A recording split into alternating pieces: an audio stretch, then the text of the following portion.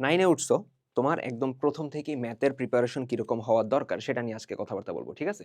তো ম্যাথ অথবা সাধারণ গণিত যেটা জেনারেল ম্যাথ, সেটা তো সায়েন্সেরও আছে, আর্টসেরও আছে, কমার্সেরও আছে, সবারই আছে। তো আমরা অ্যাকচুয়ালি সবাই কিভাবে ম্যাথটা ট্যাকল করব, সায়েন্সের মানুষজন কিভাবে, কমার্সের কিভাবে, আর্টসের কিভাবে, আমি সব নিয়ে কথাবার্তা বলবো, ঠিক আছে? তাহলে আমি সোহানুর রহমান, পড়াশোনা করতেছি ঢাকা বিশ্ববিদ্যালয়ে, ইনফিনিটি স্কুলের পক্ষ থেকে সবাইকে স্বাগতম। তো একটা জিনিস মাথায় রাখবা যে ম্যাথের নাম শুনলেই তোমাদের এরকম নারুটো আর লুফির মতো কান্নাকাটি শুরু হয়েছে। চিল, ম্যাথ অত কঠিন না। ভাই কি বলতেছেন ম্যাথ কঠিন না, ফাইজলামি করেন। ম্যাথ কঠিন না রে বাবা, ম্যাথ ইজি। তোমার জাস্ট একটু জিনিসপত্র বুঝা লাগবে যে আমরা কেন ম্যাথ পারি না, আমাদের ঝামেলাটা কই হয়। একদম প্রথমে আমি তোমার একটা রোড ম্যাপ দিই, যে একটা চ্যাপ্টারের রোড ম্যাপ। একটা চ্যাপ্টার কিভাবে শেষ করবা, কখন বুঝবা যে চ্যাপ্টারটা তোমার পড়া শেষ। একদম প্রথম স্টেপ কি, ওই চ্যাপ্টারের তুমি ক্লাস করবা। এই পয়েন্টগুলোতে আমি যাইতেছি। ওই চ্যাপ্টারে তুমি ক্লাস করলা, যেইখান থেকেই ক্লাস করো, হয় তুমি আমাদের ক্লাস করো, হয় তুমি অন্য প্ল্যাটফর্মের ক্লাস করো, ঠিক আছে? ক্লাস কি করবা, কই করবা, সেটার অপশন হইতে পারে, সেটা আমি যাইতেছি। বাট প্রথম কাজ হলো তোমার ক্লাস করা। তুমি ক্লাস করলা, একটা নতুন চ্যাপ্টারের উপর ক্লাস করলা, ভালো কথা। ক্লাস করার সময় অবভিয়াসলি নোট করবা, তোমার আলাদা একটা ম্যাথ খাতা থাকবে। তার মানে কি বললাম, আলাদা একটা ম্যাথ খাতা, আলাদা খাতা। এটা হবে সিডব্লিউ খাতা, অর্থাৎ ওই ক্লাসের খাতা। ওই খাতার মধ্যে তুমি নিজে ম্যাথ করবা না, তুমি ওইটা জাস্ট রাখবা যে যেই স্যারের কাছে পড়ি বা যেই প্ল্যাটফর্মে পড়ি, ওইটার জাস্ট ক্লাস লেকচারগুলো তোলার খাতা তুললা। আচ্ছা, ক্লাস করার পর দেন তুমি ম্যাথ করবা যেগুলো তোমাকে করানো হইছে। প্রথমত তুমি থিওরি তো পড়বাই, বুঝছো জিনিসটা। তোমাকে যখন ক্লাস করানো হইতেছে, স্যার তোমার সুন্দর মতো থিওরি পড়াই দিতেছে, প্লাস তোমার যদি বলে দেয় বইয়ের এই এই অংশ পড়বা, বা খাতাটাই দেখবা, ক্লাস করার পর তুমি খাতাটাই ভালো মতো পড়লা, তাহলে তোমার থিওরি পড়া হয়ে যায়, ঠিক আছে? টিচার যদি তোমার থিওরি ভালো মতো পড়ায়, তাহলে খাতাটা দেখলেই তোমার কাজ কিন্তু হয়ে যাবে। এরপরে যে কাজটা করব আমরা, যেই ম্যাথগুলো আমাকে করানো হয়েছে, ক্লাসে যে ম্যাথগুলো করানো হয়েছে আমি ওগুলো আগে করব, ওগুলা করলাম। করার পর যেই ম্যাথগুলো আমাকে করানো হয় নাই, যেগুলো আমার বাকি আছে, যেগুলো আমাকে হোমওয়ার্ক দিছে স্যার, ওইটা আমি করব, ঠিক আছে? ওগুলা তুমি করলা। 3 স্টেপ হইলো। এখন অনেকের মনে হইতে পারে তাহলে তোমার চ্যাপ্টার শেষ, তাই না? না, চ্যাপ্টার শেষ না, আরো 2 স্টেপ বাকি আছে। আমি আরেক ভিডিওতে বলছি তোমাদের, একদম শুরু থেকেই পুরাতন বছরের একটা টেস্ট পেপার ম্যানেজ করবা, একদম শুরু থেকে, ঠিক আছে?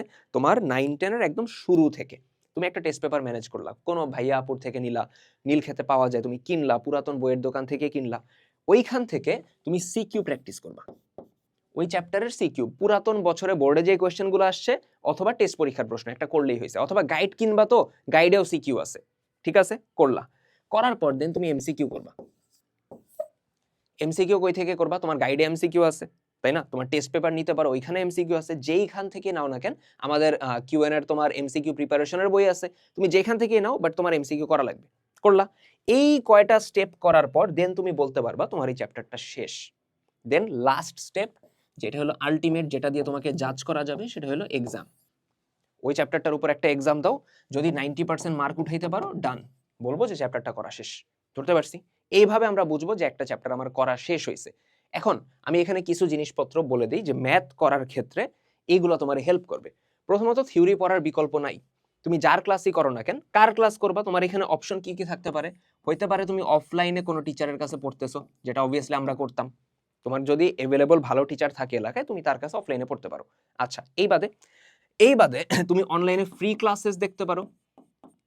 ট্রাস্ট মি, অনলাইনে ফ্রি ক্লাস করে কিন্তু অ্যাকচুয়ালি অনেক অংশ সিলেবাস কভার করা যায়। এন্ড তুমি আমাদের হালকেনস্টাইন ইনফিনিটি স্কুলের চ্যানেলে ঢুকবা, প্লেলিস্টে যাবা, প্লেলিস্টে যাওয়ার পর দেখবা যে সুন্দর মতো এই দেখো, হায়ার ম্যাথে তোমাদের সাইদ ভাইয়ের ক্লাস আছে। দেন এইদিকে ম্যাথে দেখবা একদম শুরুতে বাস্তব সংখ্যার ক্লাস আমি নিয়ে রাখছি। দেন সামি ভাইয়ের ক্লাস আছে।